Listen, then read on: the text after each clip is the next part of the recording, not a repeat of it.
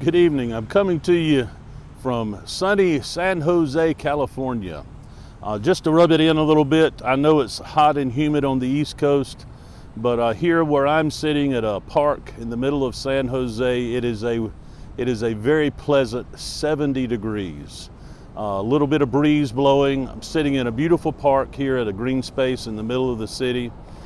But I wanted to join you this evening for this edition of Wednesday Reflections. This Wednesday we're continuing what we have been talking about for the last couple of weeks, talking about those characteristics or those attributes that make Christianity absolutely irresistible.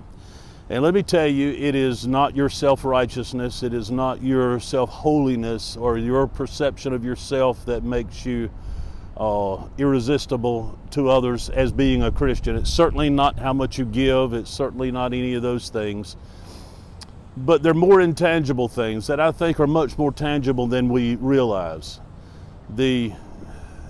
What we discussed last Wednesday night was peace, and that was the first leg of three different areas that we're going to be discussing between peace, joy, and rest. This evening I want to just make mention of the beauty of joy, and joy, how that is something much different than what we perceive it to be, or what we have made it to be. But the go-to scripture when it comes to joy is actually found in the Old Testament in the book of Nehemiah. Nehemiah has brought a remnant, a small band of Jewish people back from captivity in Babylon, and they have come back to rebuild the walls. They come back to a city that has been destroyed. It lays in shambles. The walls have been torn down. The temple has been desecrated. There doesn't seem to be much to be joyful about, but they go forward and they begin to reestablish the walls, the security of the city. And that was kind of an important first step. Then in the process of restoration, they would meet all kinds of people that would come against them, people that would challenge them, that would, enemies, if you will, that would try to discourage them from continuing in the journey. They wanted them desperately to give up and to not continue. But they persevered. I love in one passage in the book of Nehemiah, it said that with one hand they held an instrument of war, and the other hand they did the work. And they would continue this work until the walls were rebuilt. And then Ezra, the priest, would get the law of Moses and they would read it to the people. And for a period of days they would assemble together and they would early in the morning begin reading the law, and as he would begin to read they would all stand to their feet. And this would go on till about the noon hour of the day. And this would continue as the law was read to the people. Then there came a day of celebration, a day of rejoicing. And I love the language that Nehemiah and Ezra used. He would tell them to eat the fat of the land, to eat the sweet, to give to those that don't have. And then he would say something very conspicuous at the end of I believe it's verse 9 or 10 in chapter 8 of Nehemiah. And he would simply say, "The joy of the Lord is our strength." The joy of the Lord. That's a powerful statement. Not our weapons, not the numbers of people, for they had just done a census, and the numbers of people which were drastically smaller than what they came out of Egypt with. Even much, just a fraction of what they had when they crossed Jordan into the Promised Land. But now coming back from Babylon in a small band of a remnant of people to rebuild the walls, they're encouraged and they're told emphatically that the joy of the Lord is their strength. This was a statement that came as a result of them reading the word of the Lord. And that brought them to tears, but then it brought them to a place of rejoicing, to a place of joy. And what I really want to share with you today is this aspect of joy that's not dependent upon outcomes. We have reduced joy to be something that is very circumstantially based, outcome based. We have made joy to be something that is dependent upon something happening a certain way. I've kind of made a distinction through the years between happiness and joy. I think we have somewhat of diminished view of either, but happiness is, we understand it, it's something that's based on happenings. When things happen a certain way, it makes us happy. It invokes the emotion of happiness. But joy is rather something that is based entirely upon one thing, and that is your relationship with Christ. It's not outcome based.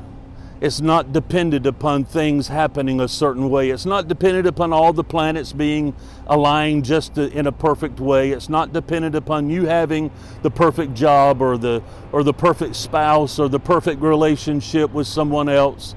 It's not dependent upon you having a certain amount of money, but it's entirely dependent upon your relationship with Jesus Christ. A relationship that endures, a relationship that cannot be shaken by the temporal things of this world. A love that He expresses to us that is not temporary, it's permanent. A love that once we become placed in His hand through relationship, there's nothing that can take us out of His hand. That's a place of security, a place where we can be free to experience joy. I find it so often that we find so many surrogates, much like we do for peace.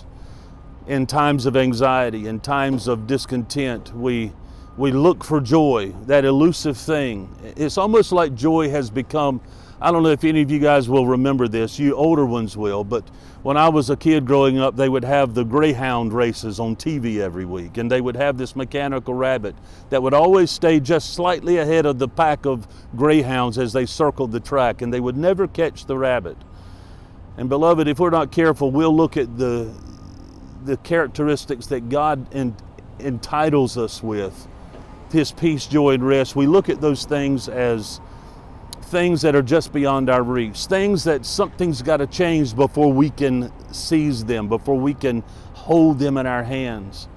It's much like we view revival.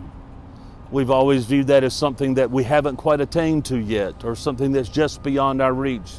But beloved, I'm here to tell you, joy is something that's not only within our reach, it's something in our hands that He places there, and it's the same thing happens to us as happened to the people in Nehemiah's day. It comes through relationship and through the word of the Lord. Now I'm going to have to end here fairly soon because there is some yard work going on here. But I want to leave you with this thought. Quit looking for joy in other places. Quit looking for joy in places of places that are temporary.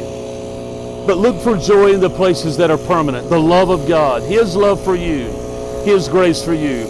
And when in the middle of your trial, in the middle of your battle, in the middle of the stages of life where it seems like everything is falling apart, beloved, we can allow our joy to shine and people will see the joy of the Lord.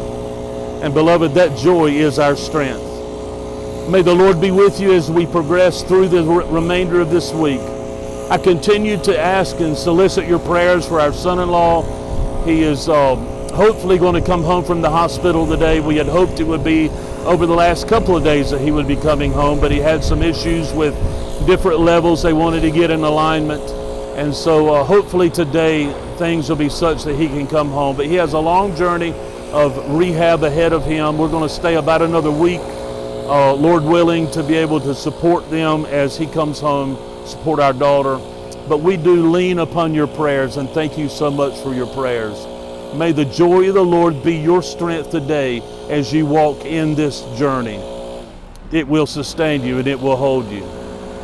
My love is towards you. As we walk together in love of the Lord, may the Lord bless you. And may His peace and His joy overwhelm you. God bless.